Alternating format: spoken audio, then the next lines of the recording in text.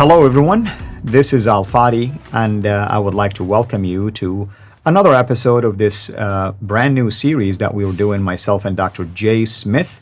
Basically, putting it all together in terms of all of the previous shows and the previous basically topics that have been discussed related to the historical criticism of Islam. And of course, I'll be remiss if I don't mention the most common now phrase that is being used, which is the standard Islamic narrative known as SIN.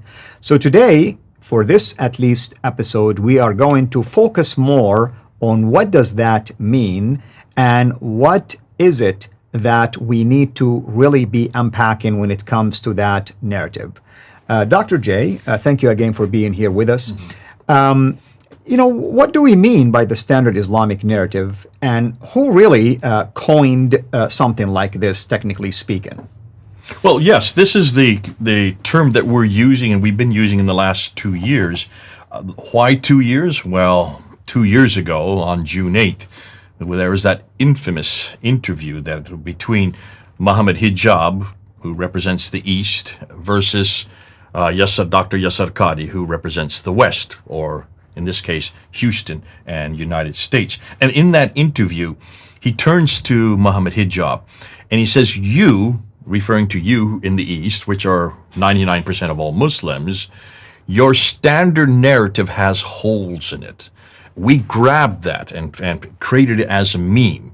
Because standard narrative, what standard narrative? The standard Islamic narrative. It's not the Christian narrative. It's not the Buddhist or the humanist or the atheist narrative. This is the standard Islamic narrative, he was saying, has holes in it. So that has become a signature piece for Dr. Yasser Qadi. Right. He didn't invent the phrase. We took it, those of us who are the sin sifters, we grabbed it, and then we started using it. Now it's being used all over the world as the standard Islamic narrative. So what is the standard Islamic narrative? These are the traditions. Right. And exactly. These are the four genres of traditions.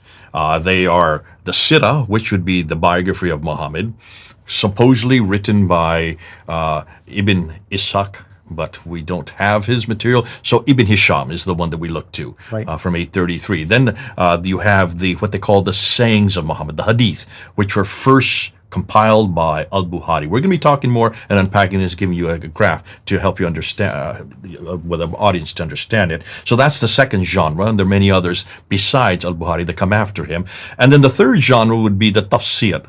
The tafsir would be the commentaries to unpack the Quran. That's the third set of traditions, first introduced by Al-Tabari in about 923. And then the fourth genre would be the Tahriq, which would be the histories also introduced by Al-Tabari just before he died in 923. Now, those are what known as the Islamic traditions. Tarikh, I think you meant. You mean the Tarikh, the history? The last Tahriq, yeah. What did I say? Tarikh, yeah. Excuse my pronunciation. No problem. I just want to make sure. I should let you actually do these since you know. Now, when you said tahriq, it meant grammar. I wanted to just make sure people understood what you're trying to say. It's tarikh that you're focused on. Yeah. Now, these four genres, Sirah, Hadith, Tafsir, and Tarikh, are the four, what most academics know as the Islamic traditions. Mm-hmm. We have capsulated that as a standard Islamic narrative. And we purposely do that because we're trying to confront that narrative. It's that narrative that all these episodes are going to be about. Right. And I want to say that narrative that you are going to at least critique right now, within it embedded the book, the man, and the place. Yes, because that narrative's all. If you look, the Sirah and the Hadith are all about Muhammad. They're all about what he did, what he said. We have the same thing in Christianity, in the New Testament. The New Testament would be the parallel to that. We also have the Sirah of Jesus. That would be Matthew, Mark, Luke, and John. The black letter, everything that's written in black, that would be the biography of Jesus. We also have the Hadith of Jesus. In many of your Bibles, in my Bible, I have whenever Jesus speaks, it's written in red letters. So the red letter part of Matthew, Mark, Luke, and John would be the Hadith of Jesus. So there's the equivalent. We also have the tafsir of Jesus, but we don't call it the tafsir. We call it the commentaries by Paul. The letters of Paul, when he was writing to Ephesus, he took what Jesus said and applied it to Ephesus. He took what Jesus said and applied it to Philippi. He took what Jesus said and he applied it to Corinth, and he applied it to Rome. And every time he did that, that expounded upon it and gave body to it and showed how it can be lived out. And even more than Paul, John also, 1st, 2nd, 3rd John, Peter, 1st and 2nd Peter, all of those did accomplish the same thing. So that's called tafsir. Exactly. That's the tafsir of Jesus, though written by others. And then the last genre, the tarikh. How do you say it again? Tarikh. Tarikh. I have to make sure I say it correctly. I'll just let you say it so I don't keep embarrassing myself. Yeah. So the tarikh. I'm just trying to protect you because you know how they attack you all the time, so that's all. I got thick skin. I'm used to it now. So that genre, which you call Tarikh. is the equivalent would be the book of Acts, written by Luke. So Acts of the Apostles would be the history of the early church. So there's the four genres which make up the New Testament, the equivalent of these traditions, or the equivalent of the standard Islamic narrative. We would call it the standard Christian narrative. So SCN, when you look at it, doesn't really say something, but when you say SIN, of course, as a phrase, as a word, it's sin. So in some ways, it's a double entendre. It's a play on words. It's a play on words. Yeah. We have tongue in cheek. We're kind of saying, let's then confront sin. And so we are confronting sin, is what we're doing. And that's what the sin sifters are. We are standard Islamic narrative sifters. We're sifting sin. And we name ourselves that as tongue in cheek, kind of having a joke about it. But we are doing something very serious. Right. It is that narrative that we're going to be confronting. It is that narrative that pinpoints the man, the book, and the place. It is that narrative that you grew up with. Exactly. And that's what Yasser Qadhi probably meant by your Islam versus our Islam, East and the West. I grew up in the East. That's the birthplace of Islam, at least from a standard Islamic narrative. I grew up near Mecca. That's the birthplace of Muhammad and the direction of the Qibla. I also believed in a book called the Quran that was revealed from 610 until 632, collected or compiled twice. First time by Abu Bakr, second time by Uthman. I mean, these are part and elements and components of what we call the standard Islamic narrative of the East. Let's put it this way. And ironically speaking, when Yasser Qadhi pointed that out to Muhammad Hijab, he didn't realize that he himself represents that as well. Of course.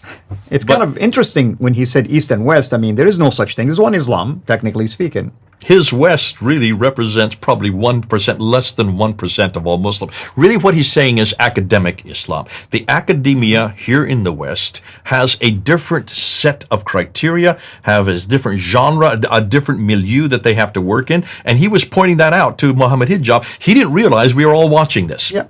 And I want to give him credit, by the way. He is absolutely correct when it comes to the academic field in the West. You're open to critique in Islam and its sources. You cannot do it in the East. You'll be basically, technically speaking, ostracized and maybe even thrown in jail and hung if you dare to do something like that. So I can see where he's coming from academically speaking, but you're absolutely correct. When it comes to the practice of Islam, sure, maybe there is 1-2% that may dare to go against the mainstream. And did you see the dilemma that came out in that interview? If you look at that interview, he turns towards Muhammad Hijab, says, your standard narrative has holes in it.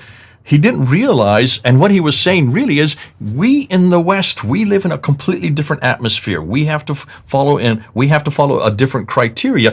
We have to deal with these academics who have no red lines. Mm-hmm. You in the East, you have a red line beyond which you don't go. Certain things you don't ask. He said, we respect the Quran, for instance. He gave that as an example. And we don't ask certain questions of the Quran. Whereas me, going to Yale University, getting a PhD there in 1995, he went through a crisis. Muhammad Hijab says, is that where you went through your crisis of faith? And he recoiled. Mm-hmm. Says, no. This was not a crisis of faith. It was a crisis of knowledge, a crisis of understanding. He had to say that because he did have a crisis of faith. Why? Look what he said next. He then went and says, since that time, so we're talking 1995, we were now into 2020, so we're talking 25 years later, and he said, in the last 25 years, I have never spoken about this. I have never talked about the Qira'at. I have never talked about this problem, the Ahruf and the Qira'at, not publicly. You know why? Because it will trigger that crisis again from a psychological standpoint. So this was a crisis of faith. Of course. It wasn't just a crisis of knowledge. Yeah. He wanted to cloak it in crisis of knowledge. And I'm sitting there and I'm applauding when I say, here we finally have an honest Muslim. Absolutely. We all applauded him for that. Sadly, of course, he recanted immediately under pressure. And what I liked about what he says, you cannot talk about it, but if you take his course, you can take a deep dive.